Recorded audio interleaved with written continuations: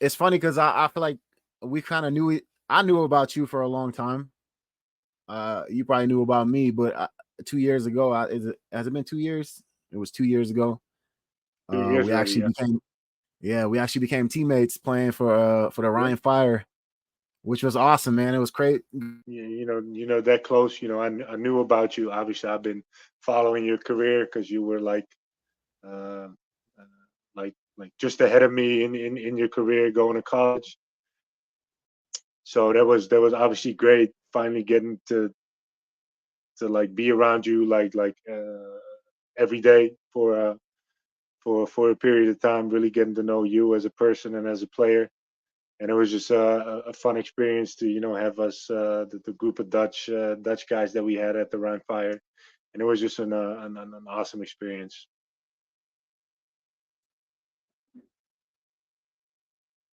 Absolutely, I really thought it was cool.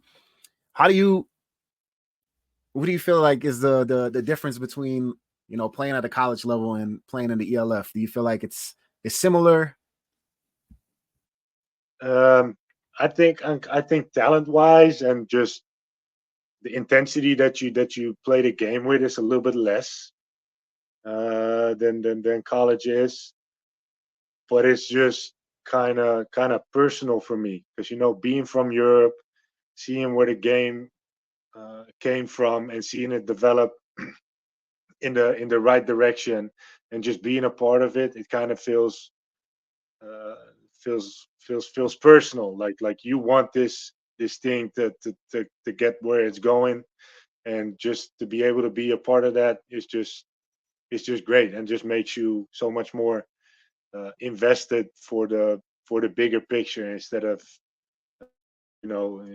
pursuing your own career. It's almost more about the league now that it is about me. And I think it's very cool that the league is doing the way it is, and it's getting better every year. And I think they're doing a really great job with it. And I just hope it keeps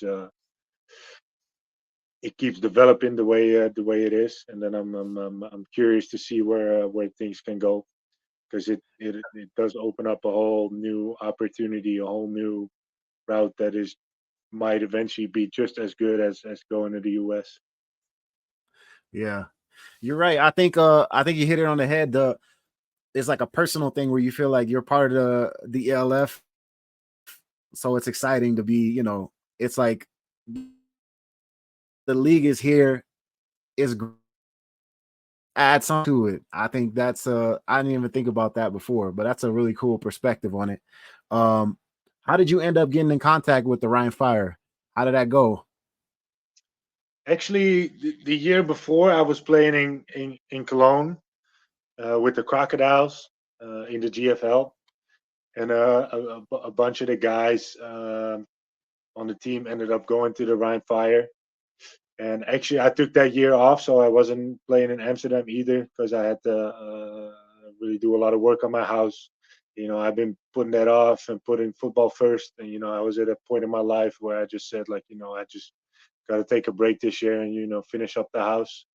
So I did that, and halfway through the summer, they were in need of a linebacker, and obviously the guys that were playing there, they knew about me. And they was like, you should hit up Dylan, and that's how I came into contact. And I it was funny because I actually told them, like, I didn't put on cleats in 4 months. I'm out of shape. Like, this is what you're gonna get. And I was just real honest about it. And they were like, it doesn't matter. Just show up on Saturday and just see if you can move still. And I showed up, and it was good enough. And I'm grateful that because through that experience, I got to know you and a bunch of other guys that are involved in this community. And, this game just brings you. I mean, we went to Istanbul, we went to Barcelona, and we obviously had the chance to play in the Rhine Fire home arena, which is unheard of in Europe at the time. That was the first year for the Rhine Fire, so they were the ones that really were making it happen the way it should. So it was just a great time being a part of that team that year. Absolutely. Yeah, I think that's the thing with me too. I was so surprised with the home game, and it was popping. It was like Yep. a real life college. To me, it felt like a college game. Like it was packed. Everybody was loud. It was awesome, man. I didn't think I could have that experience in Europe. I didn't know what to expect, but I think Rhein Fire is definitely one of those top teams. Obviously, I mean they won the championship. Didn't they go undefeated last season? Something like Yep. that, which is like that's unheard of. But I think it's a really good organization. I'm glad to be a Mhm. part of had been a part of it. So you know, I don't know if you've been watching this season. Have you been following the ELF? What are your teams, man? Who do you think is going to be good this season? Who's going to make the playoffs? I'm following it really close. Actually, I'm watching all the little podcast shows they have on YouTube as well. I'm watching all the highlights and a bunch of the games. Uh, and I just think this year, the top is getting broader. Like, there's a bunch of teams that have an honest chance at winning it. I think it's the way Ryan Fire was dominant last year. This year is kind of humbling them right now, but they're still obviously a good team. Uh, but if you want my opinion, I don't think anybody's going to touch the Surge this year. Uh, but there's some to say that they also play a bunch of weak teams, which doesn't help in the end. I think to get your rhythm to play at that high level every week. Right. Uh, but I think they got the best cards in hand this year to win it all. The Surge. That's your prediction. Okay, That's my I like prediction. that. They're doing good. Um, yeah, I think I to actually me, I started like. supporting. I started supporting the Thunder this year, but Okay, they just shit the bed at the end every single time this season. So they kind of bummed me out. I'm still going to be rooting for them though, but they just come up just a little bit short every game. But that just goes to show that even like a team uh, that's like maybe eighth in the league can give everybody a run for their money at any given week, and that's just right, the type of competitiveness that you need in this league. You need to because obviously playing in Europe, you always have a couple good teams that you play against usually, and then the rest is just pretty much bye weeks. I mean, that's how it is in the AFBN. That's also how it is in the BNL. But this league is growing to a point where every week you got to show up, and if you don't, you're just gonna end up losing. I don't. It doesn't right, matter who you are, but you got to show up even against the weaker teams because the level of play is just up there. right. That's that's I think that's it's. good to see. I think I kind of like where the league is at now because, like you said, everybody's evenly matched, and I think a lot of times when you have that top team like Ryan Fire, it's hard to keep your head on straight. There's a lot of Hmm. it's it's impressive to win it all, but then it's impressive to keep on winning every single week. And I think it takes a lot of focus. But they're definitely the team to beat. I I think Madrid. I was surprised about them, but I think the Surge is going to be good too. I've been watching them. I think it's a really good league, man. I'm super excited. The crazy part is like we were talking about Akwasi before, and like for me when I was growing up, like the Admirals, the NFL Europe, that was it. But now there's so many more opportunities to continue to play, which is great, man. I think there's a lot of young talent, especially out of the Netherlands, in those leagues, which is definitely going to help. Um, the overall quality of our Exactly. players inside the Netherlands. So Yeah, I think it's all good. I barely experienced, the Admirals. Like, their last year was kind of my first year getting starting to play football. So I did get to experience, the last little bit of that, and that was just exactly like when we were growing up. Like that could have been it. Like you didn't need no college, you didn't need anything else. Right. That would have been enough.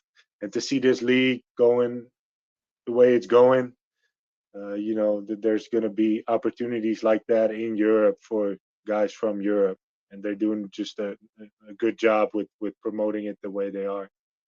And I think there's Absolutely. a future for this. There's a big future for this league, and I'm very glad to see it developing the way So it is. yeah.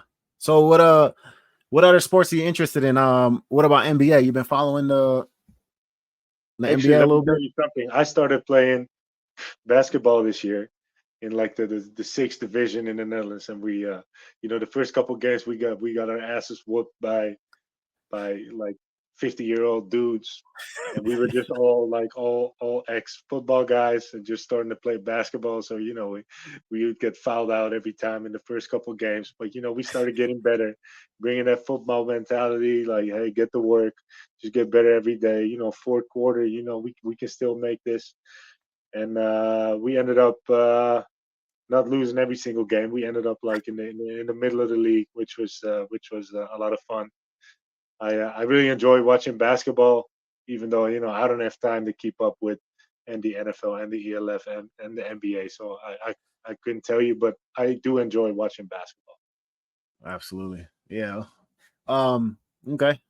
So hey, yeah, I appreciate you making some time to sit down with me. Hopefully we can get you back in, talk some more. I think the biggest thing for me is one, people need to hear from you. I think the most important thing for me is just to help out, like you said, the younger generation, give them a little bit of advice, a little bit of Yep. better insight of what life as a pro football player looks like, or even a collegiate football player. A lot of times there's a lot of misconceptions. So I appreciate you giving me your time. I Yeah, hope you guys anytime, have a man. great game. Yeah, good luck on July 6th. Knock them Yep. dead. I can't say go crew because it's going against my. All good, all good. I'm not gonna make But yeah, no, Amsterdam, man, go ahead. Go crew. You guys got it. it. Yeah, All right, it's it's gonna cool, be bro. a fun Dutch, old Dutch final. And I think it's great to see, Rotterdam also having a very talented team, a lot of a lot of younger kids that is the next generation, and I just hope it's going to be an exciting game. It's going to come down to the wire in the fourth quarter, and then hopefully we come out on top. But most of all, I just want a competitive game that everybody that's part of this community can enjoy, and it's just going to be a Absolutely, great show and a great spectacle with a great ending to this third BNL season. absolutely. So hey, so the game is in Brussels. You guys driving back right away, or you guys partying out there? I'm guessing the party is going to be on the bus because we're leaving the same night, and yeah, actually the same as all the Belgian games we had this season. Somewhere halfway in Belgium, we stop at this Burger King 5 minutes before closing with a whole football team, and they're not really they don't really want us to show up. But then, let me tell you, like those experiences are what makes football great. Like only when you're part of a football team you get to experience stuff like that. Showing up at 10:55 when the Burger King closes at 11, and then 60 people show up that order for three people each, and they just their heart sinks to the bottom, and they're like, "Damn, we got to serve all these people." Yeah. And, and we just hang around the Burger King for 2 hours with a whole football team, and that's just what bonds players that play this game together. And that's just the little things about this game that make it worth it for me. To be honest with you, it's just those little things and the camaraderie you have with your teammates. Yeah, That's just what makes it absolutely. makes it awesome. I think that's a funny thing to do. I know those employees are not happy. I'd be pissed. I'm ready to go home. Yeah, I got a bunch of stories just about this season alone about people just working there that just left. And they're like, nah, I'm like, this ain't gonna be me today. They can figure it out. Oh, that's funny. All right. Well, hey, let me ask you a few more questions, man. So, hey, you played linebacker for the majority of your career, so you've been playing a lot more defensive line. How's that transition been going? Do you enjoy it? You feel like it's easier? harder? I actually made it a thing for myself. If I play, no disrespect to the AFBN or the BNL, but if I play at a little bit of a lower level, I just make it a challenge for myself to try out a new position every year. So last year, I played H-back, and the year 2 years before that, I played offensive line, and then this year I tried out defensive line. I'm heavier than I ever been as well, so the pounds come in handy at playing defensive tackle now. But it's just a lot of fun. It's just a different way of looking at the game. There's challenges, and there's things that are just easy for you. Being a linebacker before, but Right. it's just a fun challenge for me personally to block off all the stuff that I don't need to worry about anymore and just focus on what I'm doing and what I need to be good at. And it just turns into a whole different game from a player's perspective, and that's just what keeps it interesting for me personally. And yeah, it's been a lot of fun. And I've had good plays and I had bad plays, but it's just fun, trying something new and just learning about every little aspect of this great game. The only thing I still got to do is quarterback. But then again, we have this play where I'm in at quarterback, and we have a high scoring percentage. So We might see I'm that. looking forward to that as well. Yeah, we might see that in the championship game, right? The short yardage. I We like that. might be. Yep. Yeah, man. I try to tell all my coaches to put me in a quarterback, but they never did. All right, that's cool, man. I appreciate your time. Thanks a lot. We'll be in touch. Yeah. Thanks, Ricky. All right, man. Set. Ladder, bro.